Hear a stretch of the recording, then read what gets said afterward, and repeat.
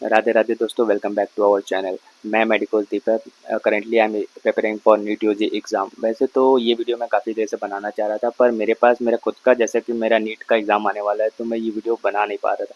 पर मैंने सोचा कि नहीं, मेरे को ये वीडियो टाइम निकाल कर बनानी ही पड़ेगी। मेरी रिस्पॉन्सिबिलिटी बनती है कि जो जो बच्चे अभी 10th पास आउट हो रहे हैं, किसी के रिजल्ट खराब आने वाले हैं, किसी के रिजल्ट बहुत अच्छे आने वाले हैं, तो तुम्हें इस चीज़ को लेकर पैनिक नहीं करना है कि भाई हाँ ठीक है, मतलब थोड़ा सा स्ट्रेस तो होगा ही यार रिजल्ट का। ऑब्वियस सी बात है, ये सबको होता है।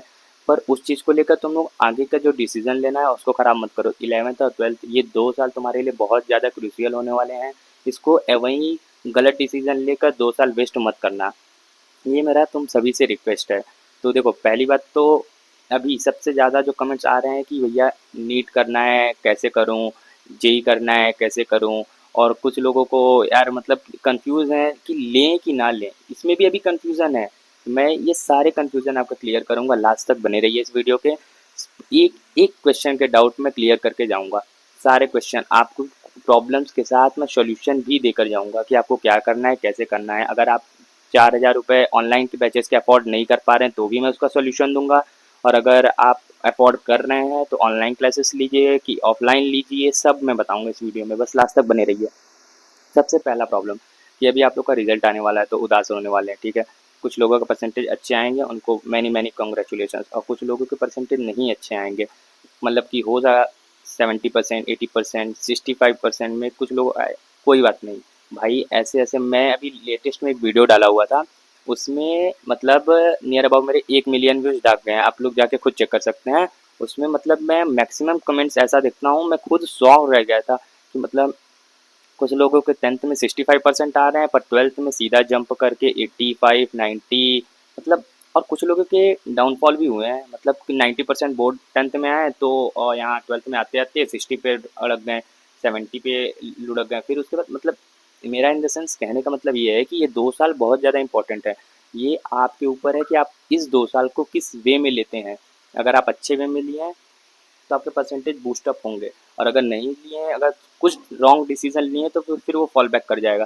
तो मेरे कहने का मतलब है, अगर आप 10th में अगर आप बायो लेना चाह रहे हैं तभी इस फील्ड में आइए। नीट करना है स्ट्रांगली, अगर आप डॉक्टर बनना चाहते हैं तभी आइए। फैमिली के प्रेशर में मत आइए, या तो इस प्रेशर में मत आइए कि मतलब मेरा दोस्त जा रहा है नीट करने तो मैं भी चला जाऊं। ये तो कतई मत करना, सबसे खराब डिसीजन रहेगा कि अगर आपका दोस्त कर रहा है तो आपको भी करना है। ऐसा कुछ नहीं, सबकी कैपेबिलिटी अलग अलग होती है। सभी लोग मतलब माइंडसेट ब्रेन सबका अलग अलग होता है। तो तुम्हें जो सही लगे वो करो। कॉमर्स अगर तुम्हारा नहीं समझ में आ रहा है, ना ही तुम्हें मैथ में इंटरेस्ट है, ना ही तुम्हें बायो में इंटरेस्ट है, तुम कॉमर्स ले लो। कॉमर्स में भी बहुत सारे स्कोप हैं। कॉमर्स वाले इस समय दुनिया चला रहे हैं भाई, राज कर रहे हैं इस समय। तो फिर तुम कॉमर्स भी ले सकते हो। वैसे तो ये कॉमर्स के लिए मतलब मैं खुद कॉमर्स का स्टूडेंट नहीं हूँ, तो मैं उसके बारे में ज़्यादा कुछ नहीं बता पाऊंगा। ये वीडियो सिर्फ जेई और नेट के लिए ही मैं गाइड कर सकता हूँ। तो सबसे पहले शुरू करते हैं। सबसे बेसिक जो कन्फ्यूज़न होता है कि भैया मैथ या बायो। देखो, अगर तुम्हें नीट करना है, डॉक्टर बनना है, ठीक है, तो तुम बायो ले लो। अगर तुम्हें इंजीनियरिंग करना है, आईआईटी जानी है, आईआईटी जाना है, तो फिर तुम मैथ ले लो, ठीक है।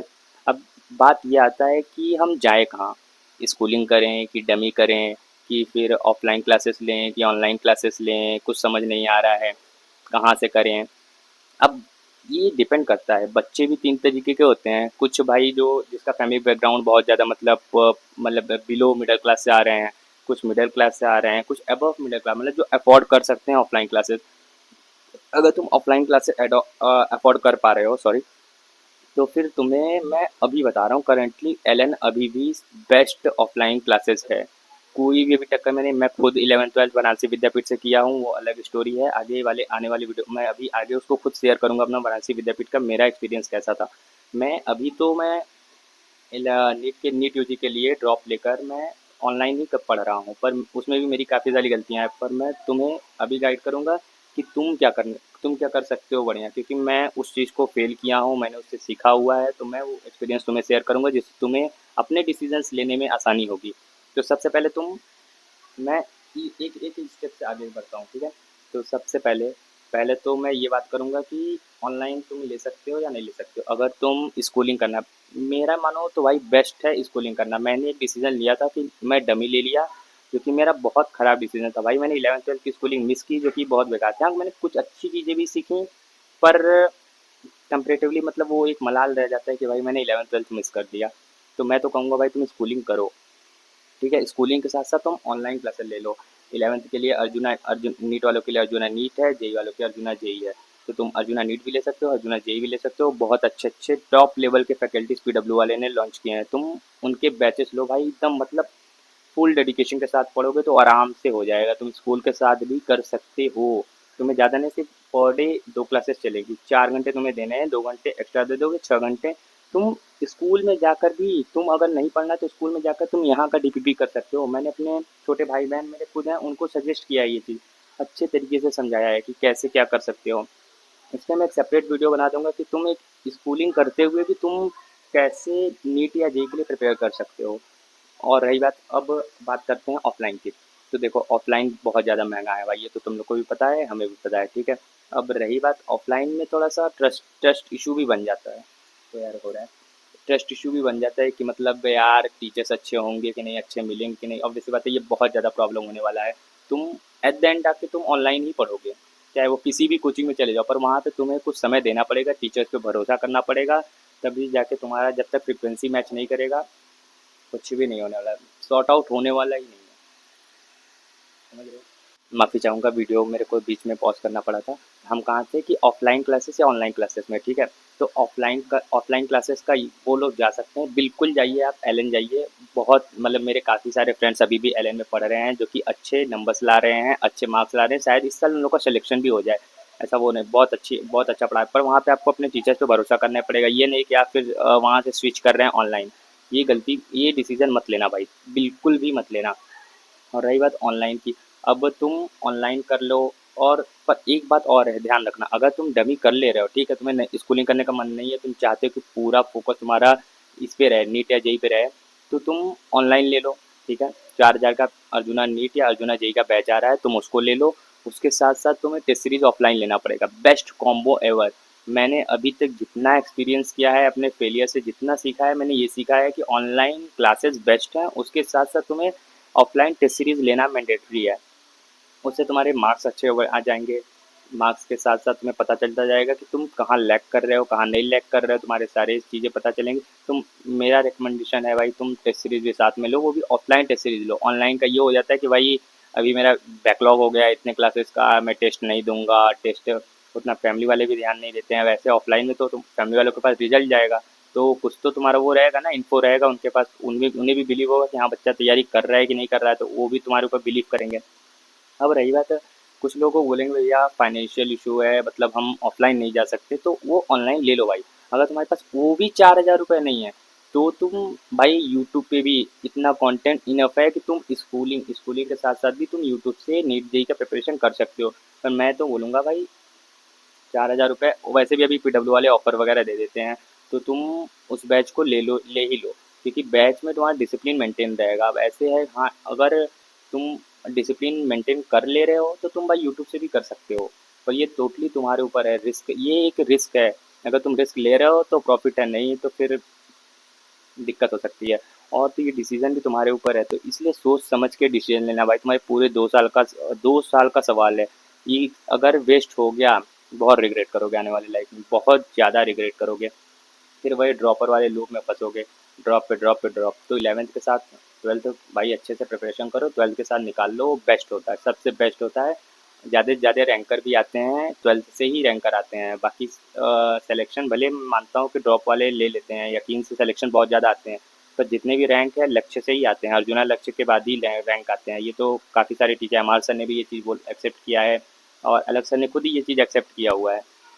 तो मेरा मेरा मानो तुम लोग, अभी अर्जुना आ रहा है, अगर ये 11th वाले अगर जा रहे हैं 12th में, और अभी उनका 11th का बहुत ज़्यादा बैकलॉग है, तो फिर वो 12th का लक्ष्य ले ले। लक्ष्य में हमारे सर 11th का भी रिवीजन कराएंगे, 11th का बेसिक्स तुम्हें क्लियर करेंगे, प्लस उसके साथ साथ 12th पढ़ाएंगे। तो मेरा मानो तुम लक्ष्य ले सकते हो, अभी भी लेट नहीं हुआ 11th वालों। और जो 10th से 11th में जा रहे हैं भाई, वो लोग को तुम्हें पूरा का पूरा रोड मैप आने वाले वीडियो में तुम लोग कमेंट करना कि तुम लोग को, और आने वाले समय में भी उस पर वीडियो बनाऊंगा ही बनाऊंगा। अगर तुम लोग के लिए समय निकाल कर मैं वीडियो बनाऊंगा। और अगर तुम लोग और भी ज़्यादा कोई भी इशू हो भाई, खुलकर कमेंट करो, मैं तुम्हारे साथ हूँ। क्योंकि देखो, मेरे से इतनी गलतियाँ इस वजह से हुई क्योंकि मुझे कोई गाइड करने वाला नहीं था। तो मुझे खुद ही मैंने गलतियाँ की, मैंने सीखी, फिर मैं उसे अडॉप्ट किया, फिर मैं यहाँ तक आया हूँ।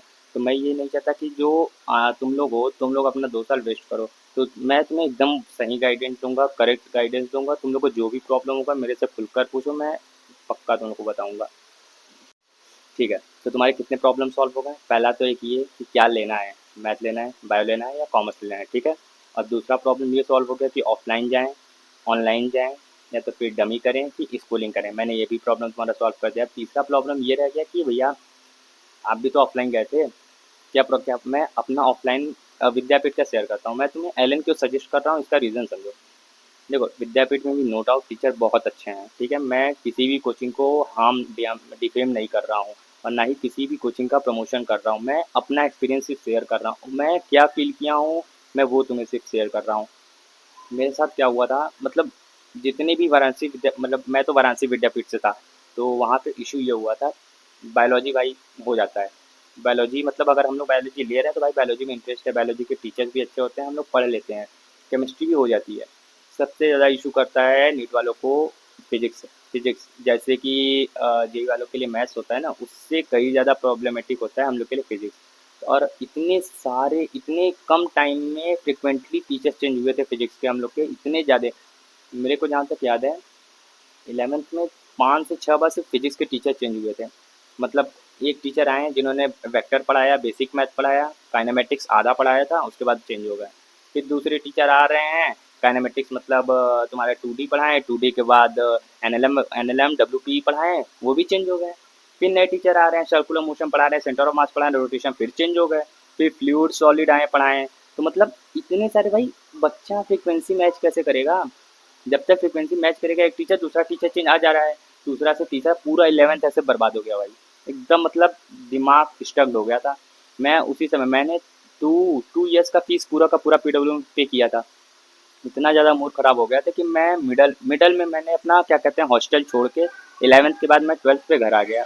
मैंने 12th में ऑनलाइन से लक्ष्य से एम आर से फिजिक्स पढ़ना शुरू किया। मेरे को मतलब मेरा बेसिक एकदम हिला डुला था, फिजिक्स तो एकदम लेट हुआ था मैं।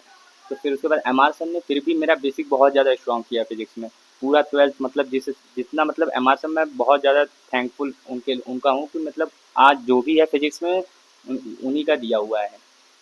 तो मैं वही कहूँगा कि है भाई, विद्यापीठ में इशू है, बहुत ज़्यादा इशू है।